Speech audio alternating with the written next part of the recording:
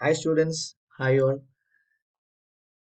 കഴിഞ്ഞ ക്ലാസ്സിന്റെ കണ്ടിന്യൂഷൻ ആണ് ഇന്നത്തെ ടോപ്പിക്കിൽ ഇന്ന് ഞങ്ങൾ ഡിസ്കസ് ചെയ്യുന്നത് അക്കൗണ്ട്സ് ഓഫ് ഹോൾഡിംഗ് കമ്പനീസിൽ ഉള്ള രണ്ട് മൂന്ന് അഡ്ജസ്റ്റ്മെന്റുകൾ. ഹോൾഡിംഗ് കമ്പനി നമുക്കറിയാം, മറ്റൊരു കമ്പനിയുടെ മോർ ദാൻ 50% ഷെയർസ് ഹോൾഡ് ചെയ്ത് വെച്ചിരിക്കുന്ന കമ്പനിയെയാണ് ഹോൾഡിംഗ് കമ്പനി എന്ന് പറയുന്നത്. It has the power or influential capacity on other companies. That other company we call it A subsidiary company. ഇതൊക്കെ ഞങ്ങൾ ഡിസ്കസ് ചെയ്ത ടോപ്പിക്കുകളാണ്. അപ്പൊ അതുമായിട്ട് ബന്ധപ്പെട്ട ചില കൺസോളിഡേറ്റഡ് ബാലൻസ് ഷീറ്റ് പ്രിപ്പയർ ചെയ്യുമ്പോൾ ഉണ്ടാവുന്ന ചില അഡ്ജസ്റ്റ്മെന്റുകൾ നമുക്ക് ഡിസ്കസ് ചെയ്യാം. First one it is elimination of common transactions. Holding കമ്പനിയും സബ്സിഡിയറി കമ്പനിയും തമ്മിലുള്ള കോമൺ ട്രാൻസാക്ഷൻസ് ഉണ്ടായിരിക്കാം. അങ്ങനെയുള്ള common transactions it should be eliminated from the consolidated balance sheet. ഞങ്ങൾ പ്രിപ്പയർ ചെയ്യുന്ന കൺസോളിഡേറ്റഡ് ബാലൻസ് ഷീറ്റിൽ കോമൺ ട്രാൻസാക്ഷൻസ് ഒന്നും തന്നെ ഉണ്ടാവത്തില്ല. കോമൺ ട്രാൻസാക്ഷൻസ് എന്ന് പറയുന്നത് appearing in both the balance sheets of holding company and the subsidiary company. ഏതെങ്കിലും ഒരു ട്രാൻസാക്ഷന്റെ അതുമായിട്ട് ബന്ധപ്പെട്ടുള്ള എൻട്രി ഹോൾഡിംഗ് കമ്പനിയുടെയും സബ്സിഡിയറി കമ്പനിയുടെയും ബാലൻസ് ഷീറ്റിൽ ഉണ്ടാവും. അങ്ങനെയുള്ളതിനെയാണ് കോമൺ ട്രാൻസാക്ഷൻസ് എന്ന് പറയാം. For example, goods sold on credit by holding company to the subsidiary company.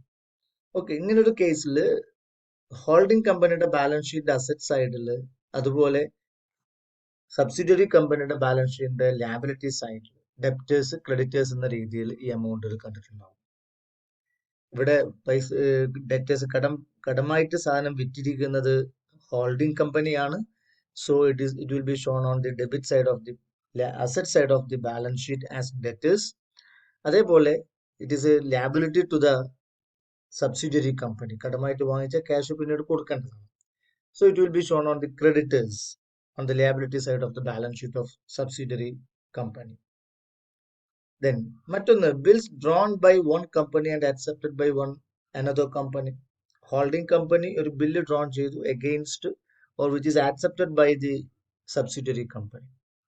അപ്പോൾ ഒരു കമ്പനിയുടെ ബാലൻസ് ഷീറ്റ് അസറ്റ് സൈഡിൽ ബിൽസ് റിസീവബിളും, അതേപോലെ ഓപ്പോസിറ്റ് കമ്പനി സബ്സിഡിയറി കമ്പനിയുടെ ബാലൻസ് ഷീറ്റ് ലാബിലിറ്റി സൈഡിൽ ബിൽസ് പേയബിൾ നമുക്കത് കാണാൻ പറ്റും. അപ്പൊ അത് കോമൺ ട്രാൻസാക്ഷൻ ആണ്. Then loan given by holding company to the subsidiary company or vice versa.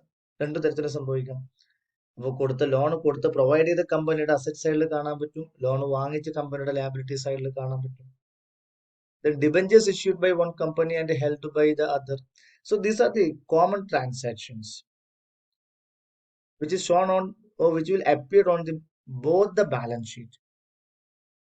Opposite സൈഡിലായിട്ട് രണ്ട് കമ്പനിയുടെയും ബാലൻസ് ഷീറ്റിൽ കാണുന്നുണ്ടാവും. So while preparing consolidated balance sheet this transaction should be eliminated.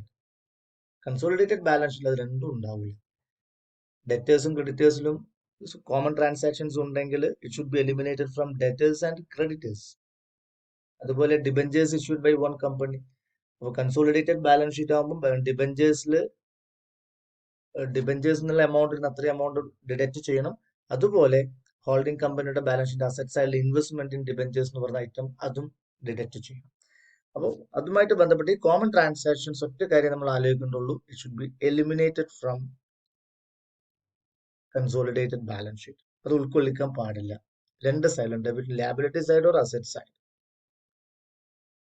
Then treatment of fictitious asset. Fictitious asset നമുക്കറിയാം, accumulated losses നമുക്ക് വേണമെങ്കിൽ മറ്റൊരു രീതിയിൽ പറയാൻ പറ്റും.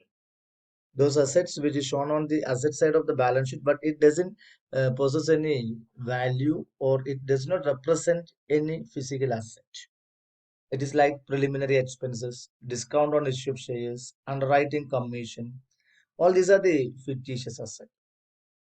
So എങ്ങനെ വല്ലതും സബ്സിഡിയറി കമ്പനിയുടെ ബാലൻസ് ഷീറ്റിന്റെ അസറ്റ് സൈഡിൽ ഉണ്ടെങ്കിൽ it must be deducted from capital profit before distributing the same among holding company and minority.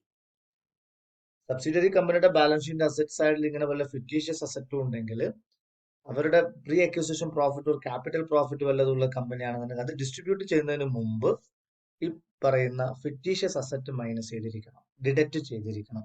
Then remaining capital profit only be need to distribute among holding company and minority. Then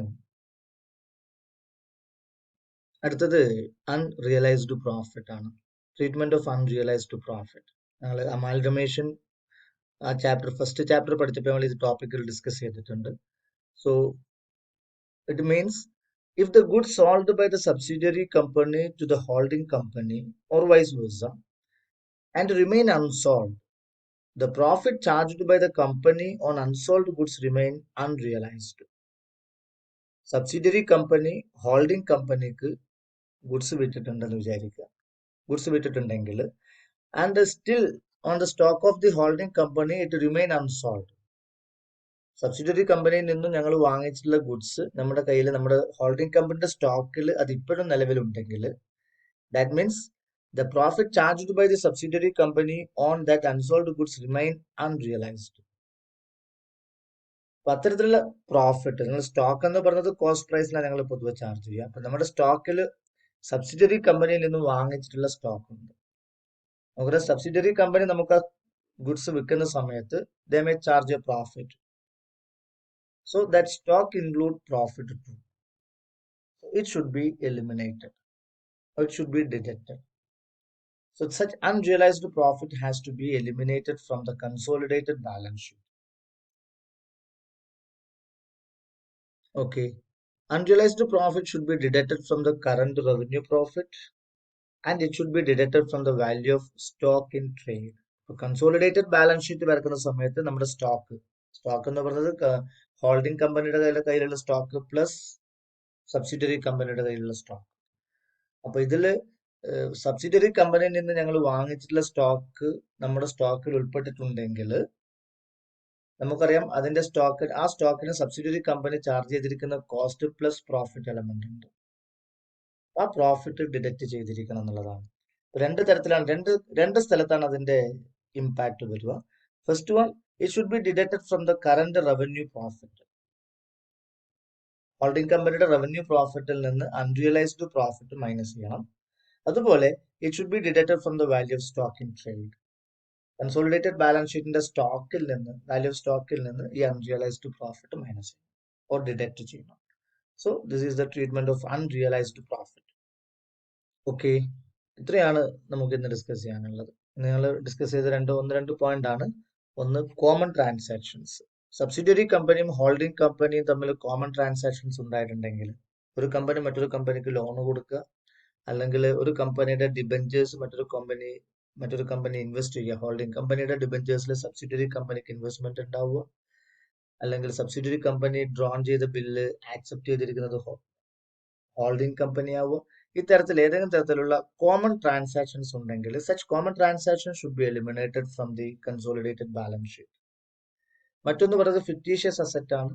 subsidiary കമ്പനിയുടെ balance sheet asset സൈഡിൽ fictitious asset ഉണ്ടെങ്കിൽ it should be deducted from the capital profit before making distribution among holding company and minority. അതുപോലെ last one, unrealised profit ആണ്. Unsold സ്റ്റോക്കിന്റെ മേലെ ഉണ്ടായിട്ടുള്ള profit, അത് Inter company ട്രാൻസാക്ഷന്റെ പാർട്ടായിട്ട് വരുന്നതാണ്. സബ്സിഡിയറി കമ്പനിയിൽ നിന്നും സ്റ്റോക്ക് വാങ്ങിച്ചിട്ടുണ്ടായിരുന്നുവെങ്കിൽ ആ സ്റ്റോക്കിലുള്ള അൺറിയലൈസ് ചെയ്തിട്ടുള്ള profit, that profit must be deducted from revenue profit and from the stock value in the consolidated balance sheet. Okay, thank you.